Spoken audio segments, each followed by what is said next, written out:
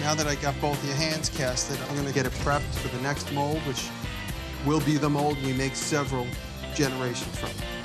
Sometimes when you use hot glue, it takes too long for it to cool off. So I borrowed a canned air, and when you hold it upside down, cold air comes out. That cools off the hot glue right away. So we missed some of the spots here with the mold. You're gonna extend my wrist. I'm gonna extend your wrist here with some body filling. You don't need me for a little while? No, I'll be okay for a little while. Where you going? I just hooked up a meeting with a wine taster. I'll make it quick. Don't drink too much. Oh, I won't. Come on in. Door's open. Ron?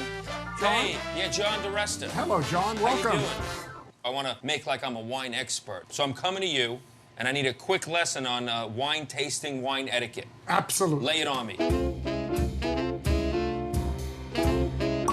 The first thing I will do is I'll show you the wine. Right. And then I will pour you a little bit. Right, I've been through that, and I never know what they want me to do. First thing is you can swirl it. Next, nose. What am I looking for? Well, anything that you can pick up in the nose. You might pick up vanilla. It reminds me, I hate to say it, it's a mental anchor to Beefsteak Charlie's. Yes. Now, next thing is you want to chew the wine. Chew it? Chew it.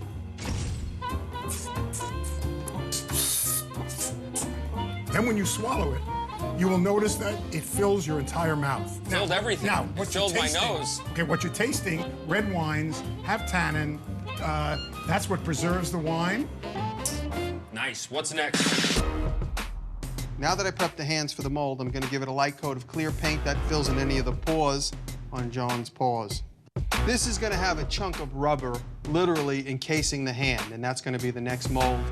In preparation for cutting that mold off, I'm giving myself a cut line so I know once I start cutting into it where I should cut. I wanna make sure I have as much detail in the hands as possible. To do that, I'm gonna mix up a small amount of the silicone and brush coat it on.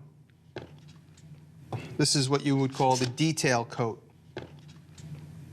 The next step here is I have to build an enclosure around the hand, and then I have to fill it with a big mix of the blue silicone. And then that's gonna become a solid mold that we could use several times. Whenever I'm making a silicone mold box, I always wrap tape around it. This is in the event that the hot glue should decide to let go, our mold's not gonna just spill all over the table, because it needs to stay together for at least 3 hours while the mold cures. I'm gonna pour out the material that becomes a silicone mold. The world's biggest vanilla shake. John's mouth would water. This is the catalyst. I'm gonna pour it into the silicone base and then mix it with my Jiffy mixer. 10 parts silicone to 1 part catalyst.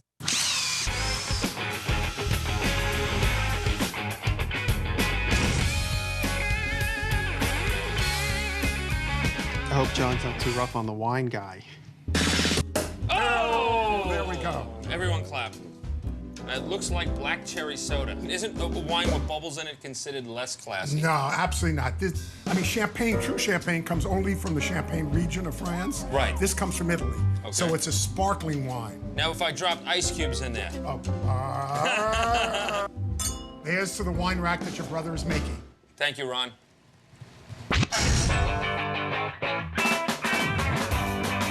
What's up? I'm back. How'd it go? It was fantastic. This guy, Ron, was a really nice guy. He was funny, too. I'm a connoisseur now. All right, well, look. I got both hands in the silicone mold. While that's drying, I'm gonna make the backboard. Help me bring it over to the saw.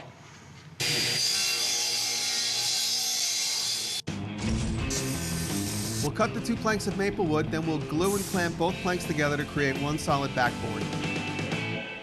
Now that our material is hardened, we're gonna open up the silicone mold. Remember I put the line on the mold? Now we're gonna open it. I'm gonna follow that line that I drew on there.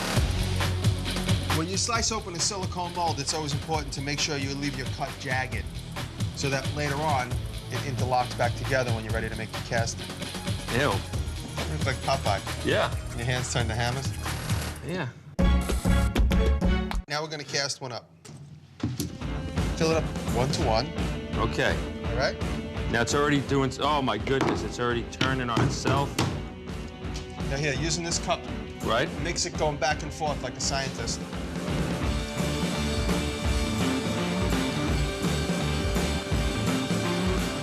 Painters do this. It's called boxing the paint. What does that mean? You're mixing it up. It's just an old slang term. I don't know. Why do I got to explain it? I thought the information on its own was sufficient. Now take that and fill up the hand halfway. Because remember, the casting we're making has these undercuts in it. Right. So you Fill wanted it to up get halfway. down and in. Fill it up halfway. A little bit right there. That's good. And now tilt the mold back that way and look inside. You'll watch the bubbles appear. Now, as I pour, pick it back up. It looks like a maple syrup cove. This will be cured to be able to be pulled out in about 5 minutes. Wow. Do your magic. Yeah. It just makes a funky noise. There you go. Ta-da!